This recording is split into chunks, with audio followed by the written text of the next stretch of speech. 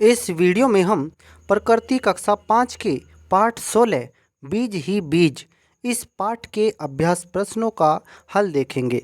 सबसे पहला हमारा प्रश्न है जो आपसे पूछा गया है, बीज के अंदर ऐसा क्या होता है जिससे पौधा बनता है। तो हमें ये बताना है कि बीज के अंदर ऐसी क्या चीज़ होती है जिससे पौधा बनता है। तो इस प्रश्न के उत्तर में आप लिखेंगे, बीज के अंदर बीज पत्र तथा बीज पत्र के अंदर भ्रूण होता है, इसी से पौधा बनता है। बीज के अंदर बीज पत्र और बीज पत्र के अंदर भ्रूण होता है, इस भ्रूण से ही पौधा बनता है। देखिए, कोई भी बीज होता है, सबसे पहले तो उसके ऊपर एक छिलका रहता है।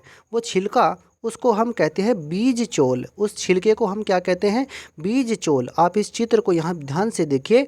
ये मान लीजिए कोई बीज है, चने का बीज मान लीजिए, कोई या दूसरा सेम का बीज मान लीजिए।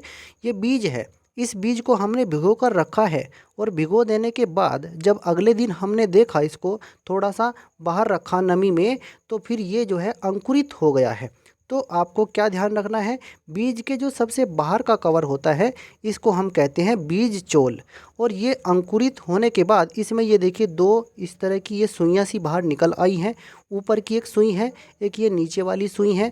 जो नीचे वाली सुई है, इसको तो बोलते हैं हम मूलांकुर। मूलांकुर, इसको हम क्या बोलते हैं? मूलांकुर। और ये सुई जो है, इसको हम बोलते हैं प्रांकुर। जो मूलांकुर होता है, इससे तो जड़ बनती है, और जो प्रांकुर होता है, इससे तना बनता है। तो बीज को जब हम तोड़कर देखते हैं तो बीज चोल के अंदर हमें इस तरह की दो आकृतियाँ दिखाई पड़ती हैं। अगर ये चने का बीज है तो हमने इसको तोड़कर देखा है, तोड़ने के बाद इसके अंदर ये दो आकृतियाँ दिखाई पड़ी हैं, इनको बोलते हैं बीज पत्र। इन दोनों आकृतियों को क्या बोलते हैं? बीज पत्र। और एक ये इसके अंदर जो ये सुई जैसी इधर दिखाई पड़ रही है, ये है इसका भ्रूण, ये भ्रूण है। अब हम पहुँचते हैं अपने प्रश्न के उत्तर पर। तो आपको इस प्रश्न के उत्तर में क्या बताना है? बीज के अंदर बीज पत्र तथा बीज पत्र के अंदर भ्रूण होता है, और भ्रूण के दो भाग होते हैं, जैसा अभी हमने आपको चित्र में दिखाया है। पहला भाग तो इसका होता है मूलांकुर। मूलांकुर क्या है? ये भ्रूण का सफ़ेद निचला भाग होता है, ये थोड़ा सा सफ़ेद होता है, और जो बीज में नीचे की तरफ ये रहता है, इसको बोलते हैं मूलांकुर। इससे जड़ बनती है। आपको ये लिखना है कि इससे जड़ बनती है। अब अगला जो इसका भाग आपको बताना है वो है प्रांकुर। प्रांकुर ये भ्रूण का ऊपरी नुकीला भाग होता है, और इससे तना बनता है। और ये चित्र हमने आपको दिखाया था। इसमें बाहर का जो आवरण होता है, जो बीज की सुरक्षा करता है, वो क्या कहलाता है? बीज चोल। वो क्या कहलाता है? बीज चोल। और बीज चोल के अंदर होते हैं बीज पत्र, और बीज पत्र के अंदर छुपा रहता है भ्रूण। आगे बढ़ते हैं अपने अगले प्रश्न की तरफ।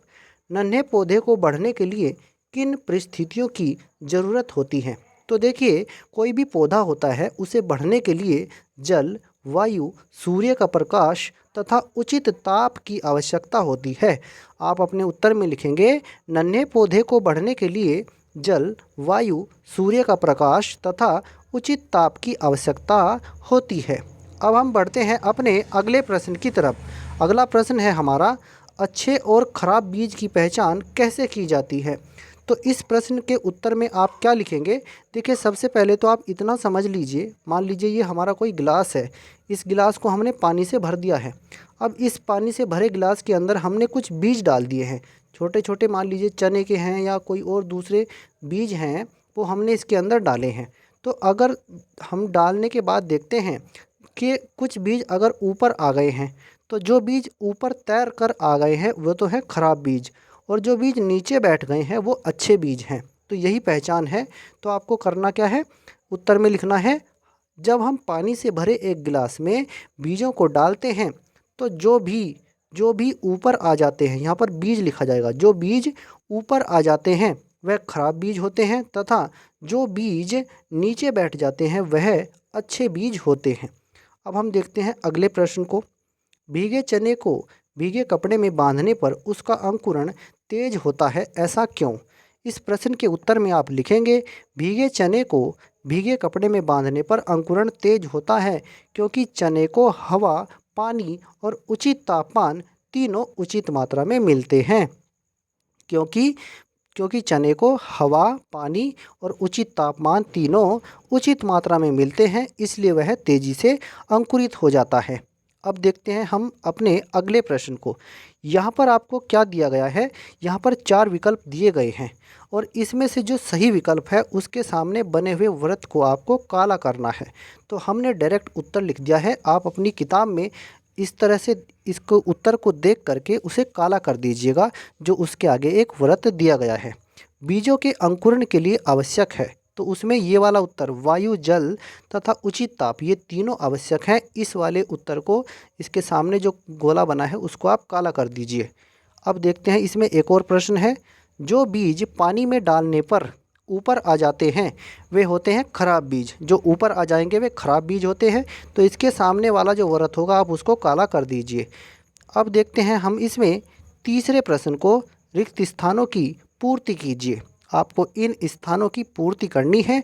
हमने खाली स्थान भर दिए हैं और ये हमने लाल कलर से लिखे हैं। बीजों के बाहरी आवरण को बीज चोल कहते हैं। अभी हमने आपको चित्र में बताया था, बीजों के बाहरी आवरण को बीज चोल कहते हैं। बीज पत्रों को खोलने पर जो संरचना दिखाई देती है उसे भ्रूण कहते हैं। ये हमने आपको चित्र में दिखाया है। जब हम बीज पत्रों को खोलते हैं तो उनके बीच में एक सुई जैसी संरचना दिखाई पड़ती है, उसे हम कहते हैं भ्रूण।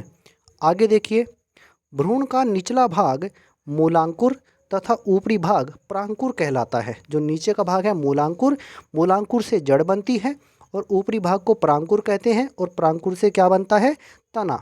मूलांकुर से जड़ तथा प्रांकुर से तना बनता है। ये आपको इसमें भर लेना है। मूलांकुर से जड़ तथा प्रांकुर से तना बनता है।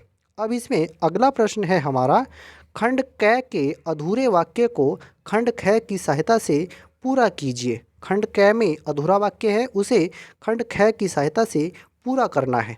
अब देखिए खंड क और ये खंड ख।